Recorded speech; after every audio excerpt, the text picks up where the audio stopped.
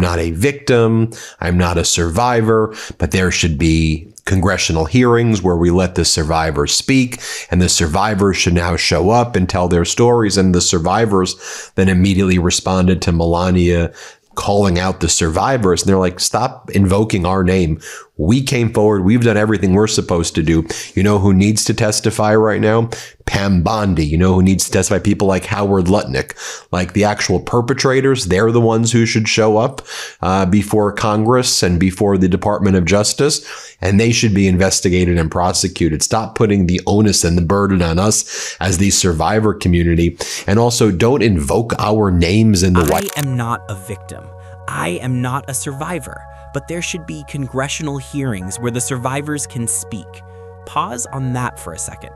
The First Lady of the United States walked up to a podium inside the White House, uninvited by the press, unannounced to Congress, unknown even to the survivors she was about to invoke, and delivered what was supposed to be a power move, a moment of clarity, a statement of moral authority.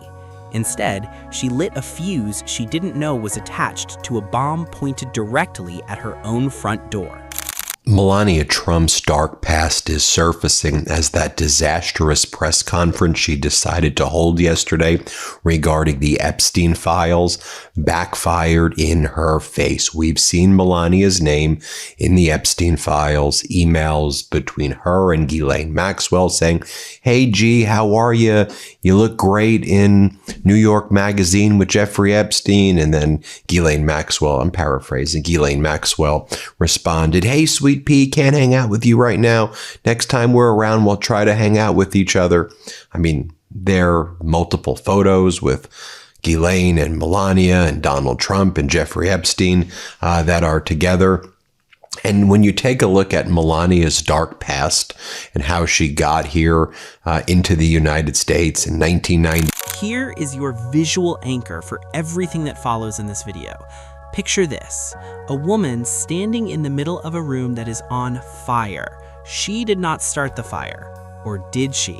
She's pointing at the exits and telling everyone else to walk through them, but the exits are locked. And the people she's pointing at, they've been standing in that burning room for years, screaming for someone to open the door. And now the woman who has a key, who may have always had a key, is standing there telling them to find their own way out. That is what happened at that press conference. That is what we are going to forensically dismantle today, piece by piece, document by document, name by name. Before we pull back the curtain on what really happened and what those Epstein files actually say about the people now performing outrage over them, make sure you are subscribed to Celebrity News Wikipedia. We do not just report the headlines here. We dissect the power plays behind them. We follow the documents, the emails, the court filings, and the names that powerful people desperately want you to forget.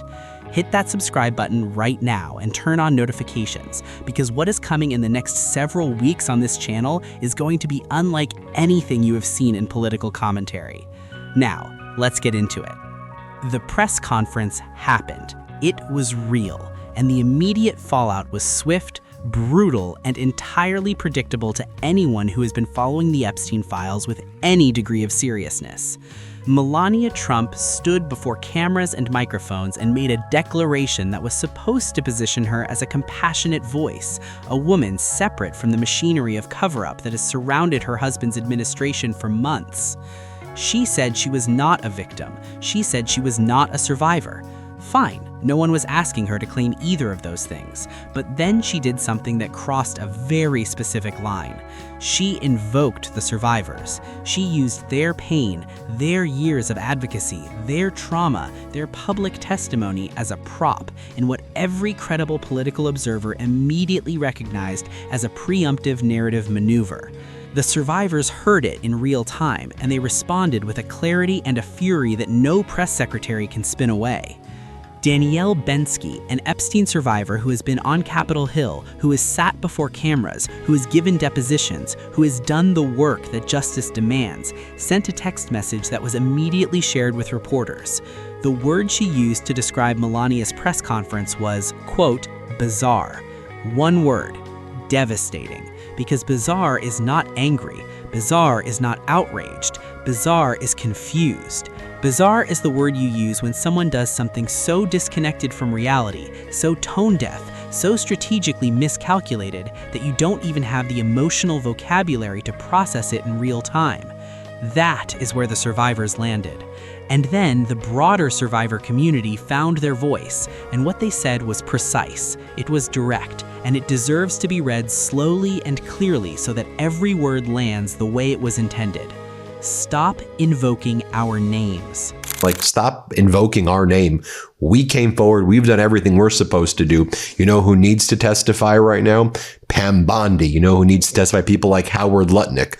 Like the actual perpetrators, they're the ones who should show up before Congress and before the Department of Justice, and they should be investigated and prosecuted. Stop putting the onus and the burden on us as the survivor community. And also, don't invoke our names in the White House without telling us. I mean, what was that? I mean, you're now invoking our names while your so-called... Let that sit there for a moment.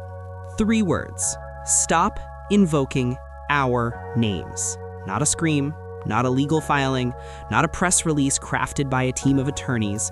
Just 3 words from human beings who have been through things that most people cannot imagine, directed at a woman standing at a White House podium using their suffering as political insulation. Stop invoking our names. They continued, and this is where the statement moves from personal injury to systemic indictment. They said, you know who needs to testify right now? Pam Bondi, Howard Lutnik, the people in proximity to power, the people whose names keep surfacing in connection to decisions being made about what gets released and what stays buried. Stop putting the burden on us. Stop using the survivor community as a shield, and do not invoke our names in the White House without even telling us you are going to do it. Stop putting the onus and the burden on us as the survivor community.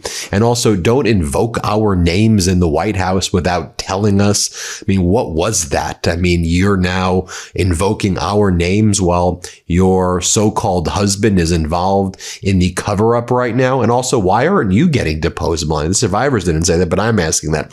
If y'all deposed Hillary Clinton, and she wasn't in the files at all, why wouldn't you depose Melania, who is in those files? I mean, she's in the email. That last part, read it again.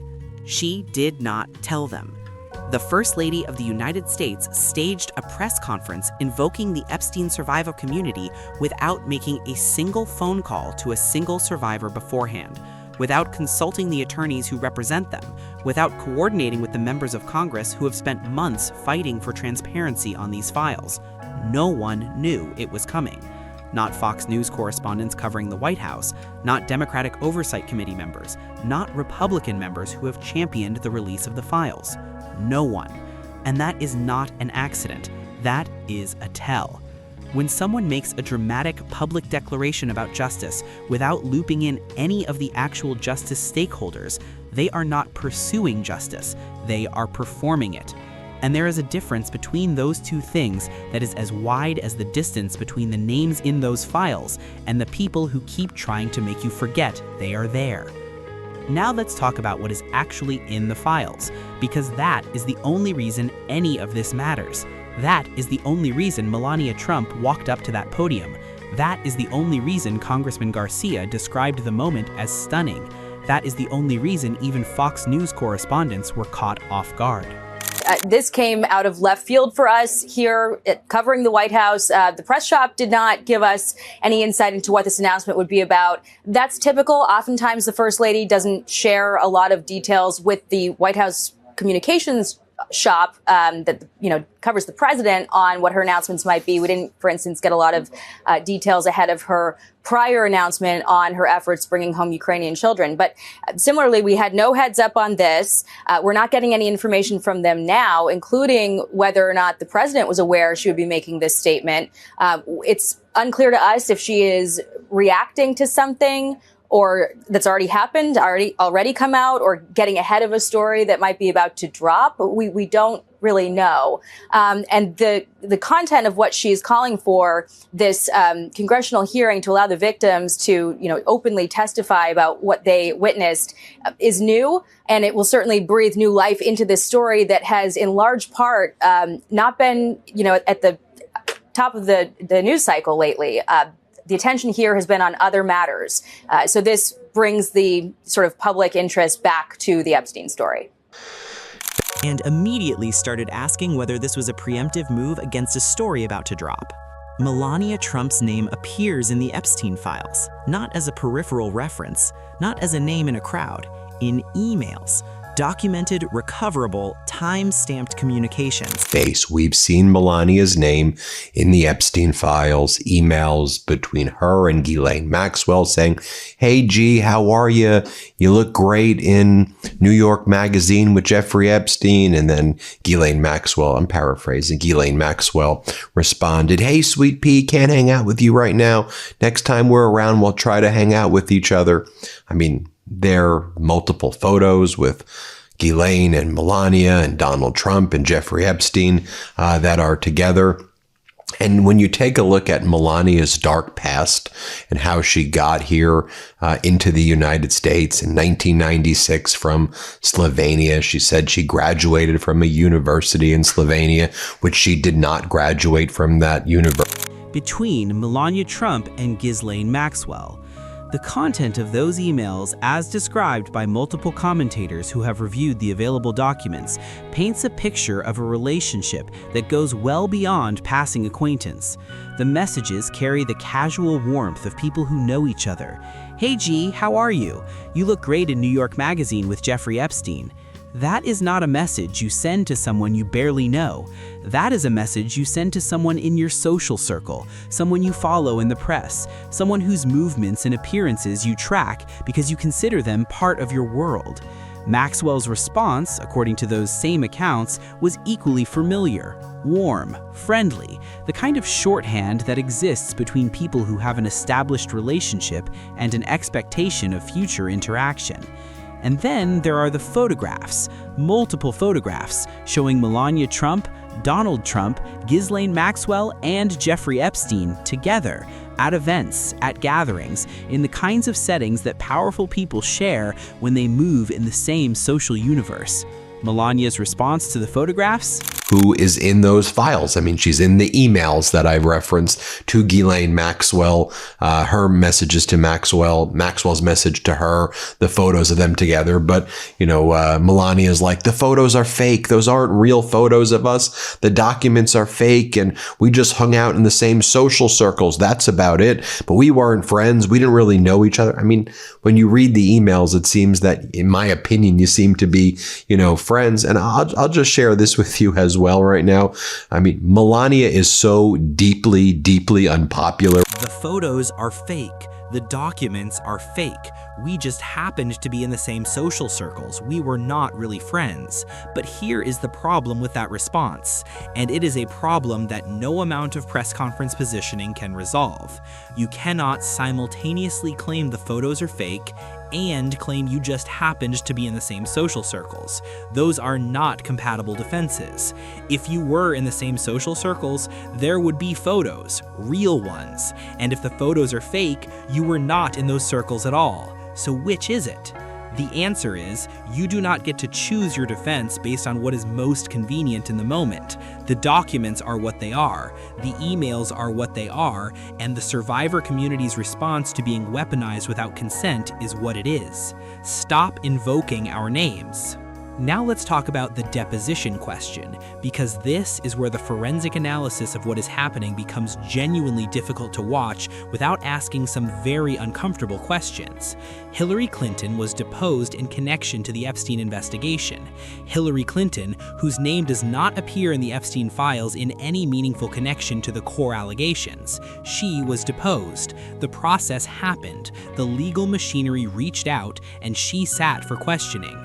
Melania Trump's name is in the emails. Melania Trump's images appear alongside Epstein and Maxwell in documented photographs. Melania Trump hosted a press conference in the White House about the Epstein files. And yet, no deposition, no formal inquiry, no request, at least none that has been made public, for her to sit before investigators and answer the questions that the documents seem to demand. If you deposed Hillary Clinton, who was not in the files, why would you not depose Melania Trump, who is? That is not a rhetorical question designed to be inflammatory. That is a procedural question that any competent legal observer watching this case has a right to ask. The standard cannot be applied selectively based on the political affiliation of the subject. If the standard is, your name is adjacent to this investigation, you sit down and answer questions, then the standard must apply uniformly. Otherwise, what you have is not an investigation. What you have is a performance of investigation, carefully managed to protect the people who need protection most. And who is currently managing that performance? Let's talk about that for a moment. Acting Attorney General Todd Blanch stood before the press 2 days before Melania's press conference and told the American public that the Epstein investigation was effectively over. The DOJ was not going to pursue further action. The inquiry, in their assessment, was complete, closed, done. 2 days later, the First Lady of the United States held a surprise press conference calling for congressional hearings about the very investigation her husband's DOJ just shut down. If that sequence of events does not make you pause and ask what is actually happening inside that White House, I do not know what sequence of events would. Congressman Robert Garcia, top Democrat on the Oversight Committee, the man who has been instrumental in forcing the release of whatever files have actually been made public, described his reaction in one word: stunning. Point Sarah just made. If the First Lady is trying to preemptively diffuse a journalistic bomb that's coming on the Epstein files, I know a lot of good PR practitioners who would say you don't diffuse a bomb by calling attention to the bomb that's about to come and land on you. It's a good. More from Scott MacFarlane here. Let's play this clip right here. Or say nothing at all, as he's been trying to get the story. He said his committee had no advance notice. He said even members who have been the most aggressive champions of Epstein file transparency were blindsided. And then he said something that deserves to be pulled out of the sound clip and examined on its own. He said, "Is there information she may be aware of that we are not?" Think about what that question means coming from a senior member of the Congressional Oversight Committee. He is not speculating wildly, he is asking a procedural good faith question.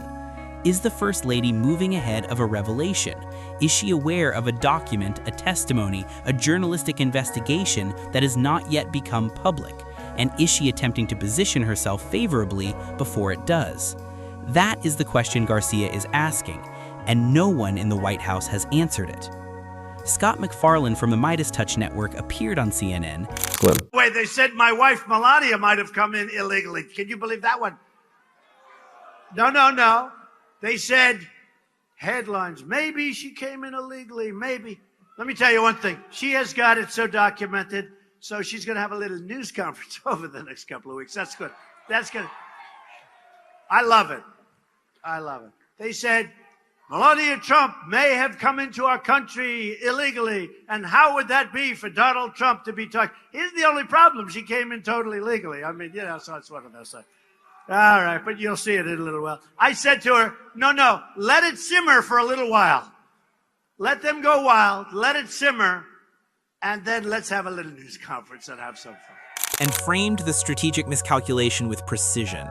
He said, and this is the analogy that cuts cleanest, you do not defuse a bomb by calling attention to the bomb that is about to land on you. If the goal was to get the Epstein story out of the news cycle, which had reportedly been the White House's operational strategy for months, holding a press conference about the Epstein files is the single worst possible move. You have just handed every journalist, every documentary filmmaker, every investigative reporter, every survivor attorney, and every congressional staff member a live microphone and a legitimate news hook to do exactly what they have been trying to do for months. You put the Epstein files back on the front page. You put them back in the cable news cycle. You put Ghislaine Maxwell's name back in proximity to the White House, and you did it from inside the White House. Stop invoking our names. Now, let's talk about the broader context of Melania's background, because it is directly relevant to assessing the credibility of the narrative she is now trying to construct about herself. Melania Trump arrived in the United States in 1996 from Slovenia. She has said publicly that she graduated from a university there. She did not. According to multiple investigations into her background, she left the university after her freshman year. The official biography she maintained for years included that claim. When it was publicly challenged, the biography was quietly revised and taken down. That is not a minor discrepancy in a resume. That is a foundational claim about your credentials that turns out to be false, and the response to being caught was not correction, it was removal. She has described herself as a superstar model. The modeling career she actually had, while real, does not match the description she has applied to it. She came to the United States through a modeling agency run by a man named Paolo Zampoli, who is now, remarkably, a United States ambassador. That agency operated on a model that brought young Eastern European women to America for modeling opportunities and facilitated introductions to wealthy Manhattan men at private events. One of those events was at the Kit Kat Club, and at one of those events, Donald Trump met Melania. That is the origin story, and it matters to the current moment because the Epstein files also reference Donald Trump's recollection of meeting Melania, and the language he used to describe his first impression of her is, by every account of those who have reviewed the relevant documents, extraordinarily explicit and deeply objectifying. This is the man who is currently running the DOJ, the man whose acting attorney general just closed the Epstein investigation, the man whose administration controls which documents get released and which ones stay buried. And there are those who argue, with considerable supporting evidence, that the documents most likely to be buried are the ones that connect the people currently in power to the social world that Jeffrey Epstein and Ghislaine Maxwell built and maintained. Melania received an EB-1 visa, the so-called Einstein visa, designed for individuals who have reached the very highest levels of achievement in their field. The standard for that visa is extraordinarily high. It exists for Nobel laureates, Olympic athletes, world-renowned scientists, artists who have achieved international distinction at the absolute pinnacle of their profession. The question of whether Melania's modeling career, as it has been documented and described, meets that standard is a question that was raised when she received the visa and has never been answered publicly. Locker room talk. Yeah, it's kind of two teenage boys.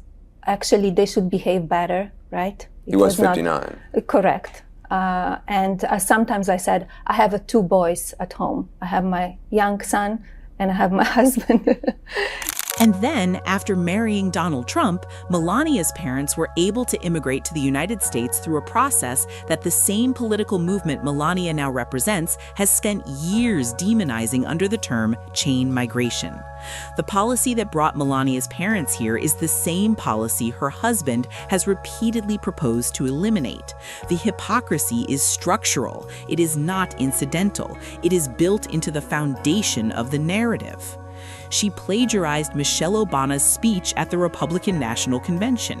This is documented. The passages are word for word. The campaign's initial response was denial, then deflection, then a staffer eventually took responsibility. But Melania never directly addressed what the speech was and where it came from. When the Access Hollywood tape emerged, the recording in which Donald Trump described in explicit terms his belief that fame entitles men to commit sexual assault, Melania went on camera and described it as locker room talk.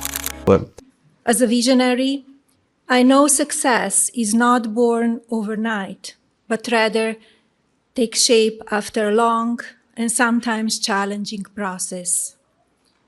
Often alone at the top, I follow my passion, listen to my instinct, and always maintain a laser focus. In solitude, my creative mind dances, filling my imagination with originality. Attention to detail, demanding schedules, and multitasking are everyday realities when building towards success. The principle resonates across all my roles as a mother, humanitarian, philanthropist, and entrepreneur. As well as with my new film, where I shaped its creative direction, served as a producer, managed post-production, and activated the marketing campaign. She was 59 years old when he said those things. She framed it as something teenage boys do. He was not a teenage boy. He was a 59-year-old man describing a pattern of predatory behavior. She called it locker room talk. And now she is standing at a White House podium invoking the dignity of sexual abuse survivors. Stop invoking our names. The documentary, Melania, which was produced in partnership with Amazon and over which she claimed full creative control, describing herself in her own words as a visionary. Okay, so you asked in question number one, you said why? What is one of the reasons why? And I think one of the reasons why was this documentary. I think a lot of people saw it as political, even if she didn't want it to be. And you could just see it here. This is real world data. This is not just the polling data that shows the lack of appeal, historic lack of appeal that she has for a first lady. Look at this. Some of Melania's budget sheet. Look at this. The budget, rights and marketing, $75 million. That was what is estimated to have been spent by Amazon. Compare that to the box office, both domestic and international combined. We're talking about $17 million. That makes this a bomb. There was a lot of talk when the film came out. Hey, you know, it had a good opening weekend. But then basically it stopped making money. So unless Amazon is able to make this up through streaming, this is going to be a historic bomb. Amazon spent a ton of money on it. And look at that. Simply put, the money was not made back. That coalesces, that combines with the polling data to say that Melania Trump is historically unpopular for a first. Who shapes creative direction, managed post-production, and activated the marketing campaign, that film cost an estimated $75 million in production, rights, and marketing expenditure by Amazon. Its global box office return, domestic and international combined, was approximately $17 million. It is, by any standard financial analysis, a historic commercial failure. A film about one of the most famous women in the world, backed by one of the most powerful streaming companies on the planet, with a promotional budget that dwarfs most blockbuster releases. $17 million back on a $75 million investment. Right now, put it this way, she is the least popular first lady ever by far. Usually first ladies don't have net negative approvals. I don't think any first ladies have net negative. So now, as Melania is doing this, her net negatives, and CNN just ran a story on this, she's like net negative 12, like by far the most unpopular first lady. Here, watch this right here. Would say that the American people really don't care for Melania Trump. Take a look at this. All right, let's take a look at Melania Trump's net favorable ratings. Look at this. The lowest ever. The lowest ever. We're talking about now 12 points underwater. If you go back a little bit more than a year ago, she was 3 points above water. You go back at this point, about this point in term number one for Donald Trump. Look at that. She was 30 points above water. So at this point, historic lows for Melania Trump. These numbers are absolutely The American public had the opportunity to watch the story Melania wanted to tell about herself, the version she produced, the version she shaped, the version she describes as the product of a visionary mind. And they chose, overwhelmingly and in staggering financial terms, not to watch it. Her approval ratings tell the same story. First ladies. Yeah, okay. If we look at this historically, the worst ever at this point in term number two. Look at this. We got her at 12 points underwater. Look at the rest of these first ladies on the board right here. They're all way above water. 42 points above water for Michelle Obama, 46 above water for Laura Bush, 25 points above water for Hillary Clinton, who was not always the most popular, and 50 points above water for Nancy Reagan. And I even looked at Joe Biden's numbers at this point in that presidency. Of course, that was term one. She was above water as well. So this is the worst at this point in a presidency as well. Melania Trump breaking records in the way that you don't want to break records. Historically awful she is. The American people really don't. Net negative 12, the worst net approval rating for a sitting first lady in the recorded history of American polling. At the equivalent point in Donald Trump's first term, she was 30 points above water. A year ago, she was 3 points above water. She is now 12 points below. Michelle Obama, at this stage in her husband's presidency, was 42 points above water. Laura Bush was 46 above. Hillary Clinton, who was never considered particularly popular as First Lady, was 25 above. Nancy Reagan was 50 above. Melania Trump is not just the least popular First Lady in modern American history, she is operating in negative territory that no First Lady has ever occupied. And I think for us, what was really clear is also the distance she was trying to put herself. I mean, look, it was just 2 days ago that Acting Attorney General Todd Blanch essentially said to the press and to the American public that this investigation was over and that somehow the DOJ was not going to move forward with anything else as it relates to the Epstein files. It's been, of course, the president has called this investigation a hoax. And so the fact that she comes out and addresses the country in this way and certainly talks about the survivors, I think was pretty stunning. It was certainly pushing away from what the White House has been doing. But look, I also think what's important here is to be very clear that we've got to refocus this back on the White House cover-up. And at the end of the day, it's President Trump that's been leading that. It's Pam Bondi, who we still want to testify, that's been leading that. So those are the issues that we've got to focus on moving forward. And President Trump, of course, for months and months and months and months refused to put any of the files out and only agreed to do so when it was clear that it would be an overwhelming bipartisan vote in Congress to force him to do so. And the press conference did not help. It could not have helped because the problem is not messaging. The problem is not strategy. The problem is that the documents exist. The emails exist. The photographs exist. And the survivor community has now publicly and formally rejected her attempt to use their pain as a shield against accountability. Now let's talk about what accountability actually looks like in this context, because this is where the story becomes not just about Melania, but about the entire architecture of power surrounding the Epstein files. The DOJ closed the investigation 2 days before Melania's press conference. Pam Bondi, the Attorney General, has been called by survivors to testify before Congress. She has not done so. Howard Lutnik, whose name has surfaced in discussions about Epstein-adjacent social networks among the wealthy and powerful, has not been compelled to appear. The administration that controls the DOJ spent months refusing to release any of the files at all, and only agreed to a limited release when it became clear that a bipartisan congressional vote would force them to regardless. And the current acting DOJ leadership under Blanch has now declared the matter closed, done, over, while documents remain unreleased, while deposition requests remain unanswered for some subjects, while the survivor community continues to advocate for a transparency that the people in power continue to deny them. The picture that emerges from all of this is not complicated. It is actually quite simple if you are willing to follow the logic without flinching.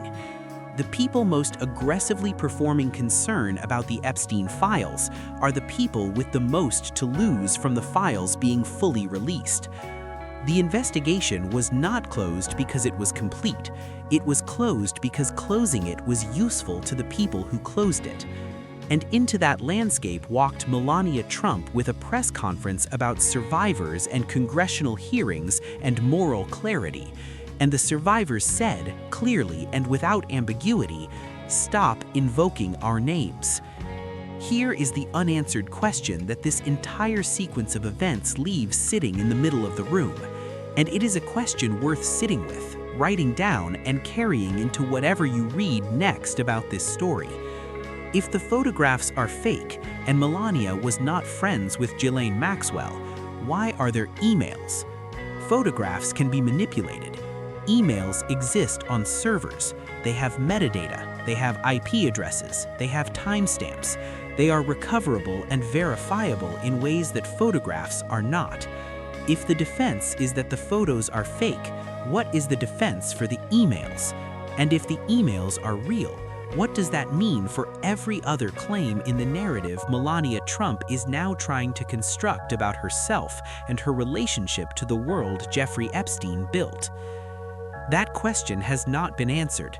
The White House has not answered it. Melania has not answered it.